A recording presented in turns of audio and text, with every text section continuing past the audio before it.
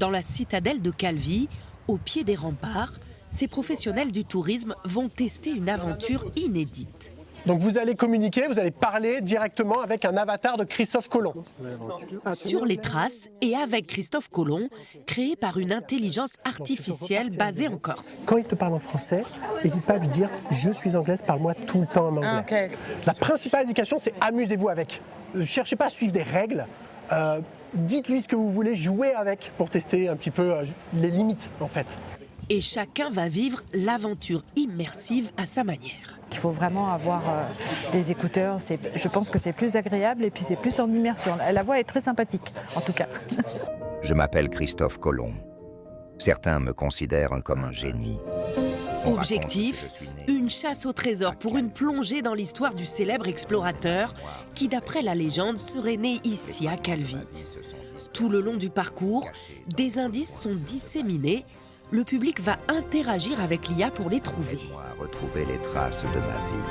Il nous raconte un peu comment ça se passait à l'époque, il nous dit où passer, donc là il faut qu'on longe les remparts et qu'on trouve une place avec un arbre. Mais ça on l'a déjà fait. Nous avons déjà passé cette énigme. Nous sommes à la suivante. Pour le créateur de l'application, il faut s'adapter à cette nouvelle intelligence.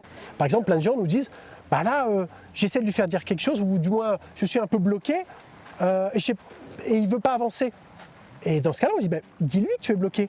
Je suis bloqué. Ah oui, il me dit comment avancer. Mais il faut savoir qu'on sort depuis les années 90, depuis quasiment 30 ans d'informatique, où on a eu les habitudes de ce que l'ordinateur n'a pas imaginé ou n'est pas prévu, c'est impossible de le faire. L'IA chamboule tout. Je ne suis pas devant ta maison natale, je suis encore à côté des remparts, à côté des arbres. En fait, il faut lui parler comme si c'était un humain. Si on est perdu, il faut lui dire « je suis perdu, je suis à tel endroit, etc. » Et après, il nous recadre. Les détectives du futur continuent l'enquête, chacun à son rythme.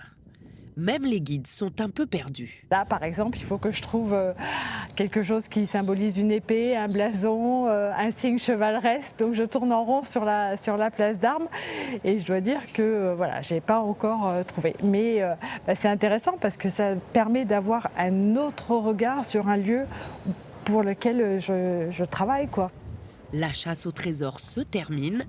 Si l'IA doit encore s'ajuster au terrain corse, comme dans les zones sans réseau par exemple, ce test promet de belles perspectives aux acteurs du tourisme.